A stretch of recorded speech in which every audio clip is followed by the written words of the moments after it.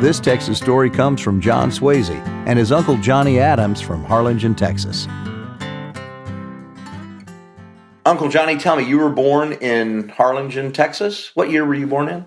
That's correct. I was born in Harlingen, Texas, and I grew up there. I was born and raised and graduated from Harlingen High School. Graduated in 1965. Had some wonderful experiences growing up in South Texas in the lower Rios Grande Valley.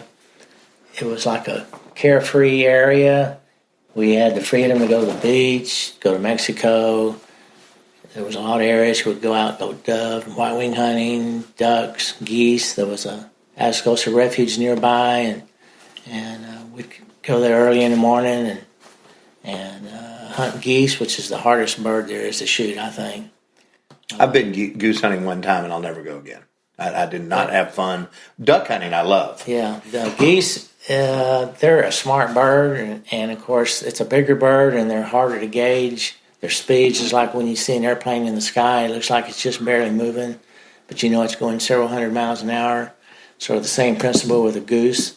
And then they have the ability all of a sudden to increase their altitude, if they see danger. Anyway, they're a smart bird to shoot down. Speaking of hunting, there was this lake or pond, actually is what it was, but it was a huge pond. If you swim across it, you'd be out of breath by the time you got to the other end, which was nearby where we went goose hunting. And one day after school, we decided, let's go out and just go swimming in that pond, So we jumped in the car and out in the Rio Grande area.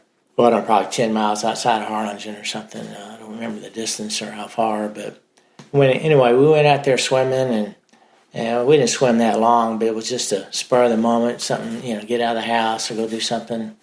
And we were coming back on this Farm to Market Road, 2-lane highway, and we were probably, I'd guess probably maybe 5 miles outside of Harlingen, and I was going 90 miles an hour down the highway, which was sort of typical back then. We drove over the speed limit. Yeah. Let's just say that. Anyway, this car pulls out in front of me, and I could tell the person did not judge how fast I was coming, and thought that it happened to be a woman driver, but she thought she had time to make the turn, and of course she should have realized I would have rear-ended her if I didn't pass her, because she just made a slow turn and was not concerned of the impending car coming. Kind of like a goose. I mean, they didn't really judge the speed too well, Yes, and she would have gotten goosed. Yeah. Anyway, I had two choices. I either T-bone her or go off the road, because she took a slow, wide right turn, and I was coming from her left. And there was no way I could pass her on this 2-lane road. She didn't give me room to pass on. Right. And I didn't want to T-bone her going 90 miles an hour. It was just dirt on the shoulder of the road, and there was an embankment, a canal that ran along the side of the road. And, maybe the dirt shoulder was maybe 10 feet, from the ditch or from the canal. And so I went off the road. Of course, I had my horn blaring, and I don't remember. I think I did hit my brakes, but I didn't want to go into a skid, But I did hit my brakes to try to slow down, and I went off the side of the road. The next thing I remember, my steering wheel just started turning every which way.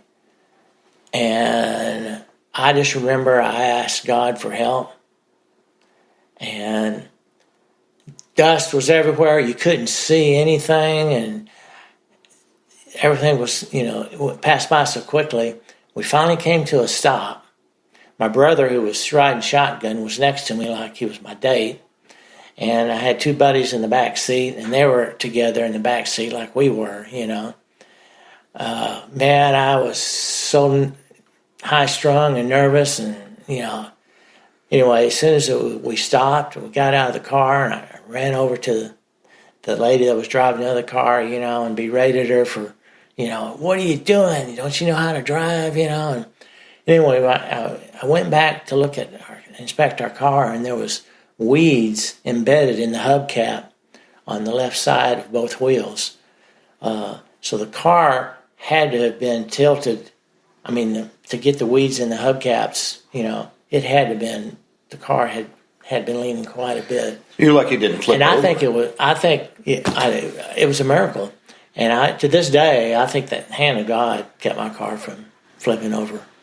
I think he answered my prayer. He saved our lives, and saved that woman's life too, perhaps. This Texas Story was brought to you by the doctors of Texas State Optical, who are proud to celebrate 80 years of Texas history.